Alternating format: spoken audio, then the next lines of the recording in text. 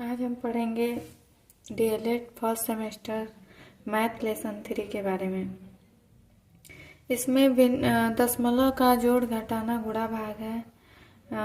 आप लोग को तो जोड़ घटाना गुणा भाग के बारे में मालूम ही होगा। हम लोग पढ़ेंगे अपवर्तक, अपवर्त्य, समापवर्तक तथा समापवर्त्य। पहले तो हम लोग अपवर्तक के बारे में जानते हैं। अपवर्तक क्या होता है? अपवर्तक देखिए, दो संख्याएं किसी संख्या की अपवर्तक हैं यदि उन दोनों संख्याओं का गुणनफल संख्या स्वयं है। जैसे कि मान लीजिए सात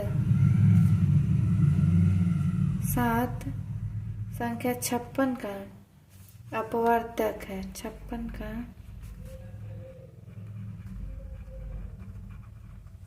अपवर्तक है, या मतलब 56 को 7 से विभाजित किया जा सकता है। अपवर्तक और अपवर्त्य एक दूसरे के पर्यायवाची हैं। जैसे कि मान लीजिए लिखा है 6 के अपवर्त्य बताइए, अपवर्तक बताइए। 6 अपवर्तक क्या है? एक तो 1 गुणे 6 लिख सकते हैं, या फिर इसको 2 गुणे 3 लिख सकते हैं। तो 1 और 6 भी 6 के अपवर्तक हैं और 2 और 3 भी 6 के अपवर्तक हैं। अब अपवर्त्य के बारे में जानते हैं।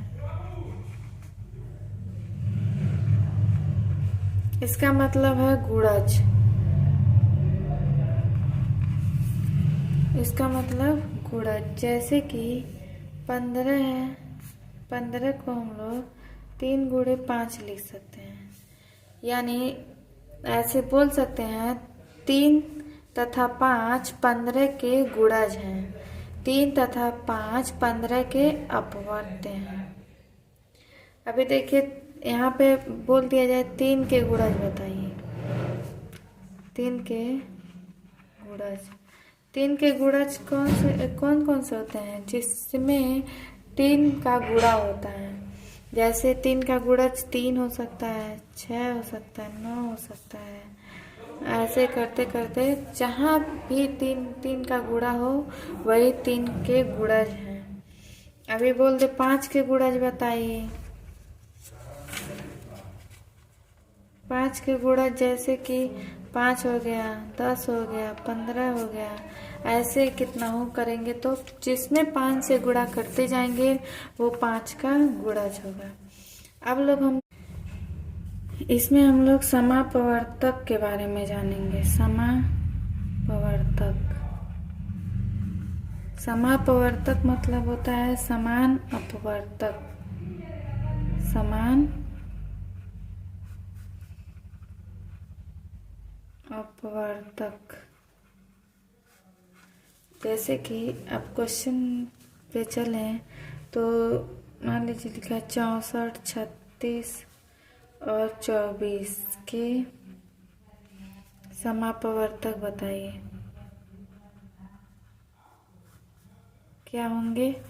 तो पहले 64 का अपवर्तक निकालेंगे तो इसका अपवर्तक 1, 2, फिर 4, फिर 16, 32, 64 इतना आएगा। अपवर्तक मतलब किससे किससे विभाजित हो सकता है ये 64। फिर 36 का निकालेंगे तो 1, फिर 2, फिर 3, 4, 6, 9, 12, फिर 36।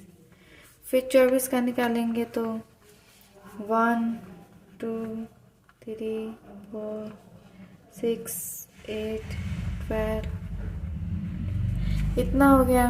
अब देखिए इसमें देखेंगे कौन तीनों में समान है। तो 1 है, फिर 2 है, फिर देखिए 4 है और कोई संख्या नहीं मिल रही है।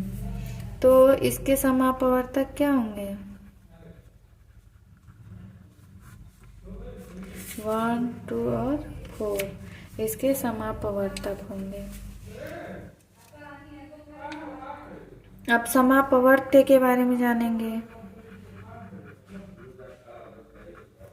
समापवर्त्य मतलब क्या होता है? संख्याओं के समान अपवर्त्यों को उसका समान अपवर्त्य बोलते हैं। जैसे कि मान लीजिए 4, 8, 12, इसमें इन संख्याओं का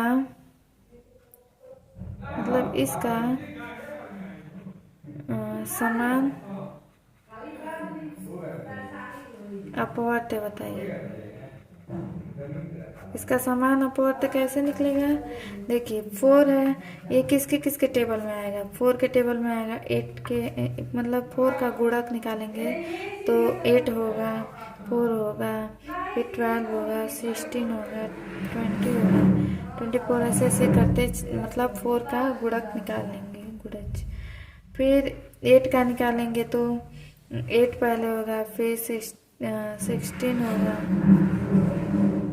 24, फिर 32, फिर 40, ऐसे 8 का बढ़ता जाएगा।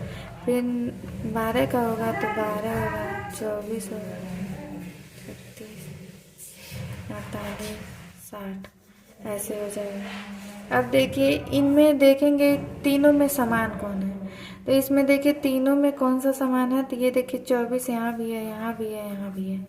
यानी कि सबसे पहले जो समान मिलेगा वही समान अपवर्त्य होगा। यानी कि समान अपवर्त्य कौन होंगे?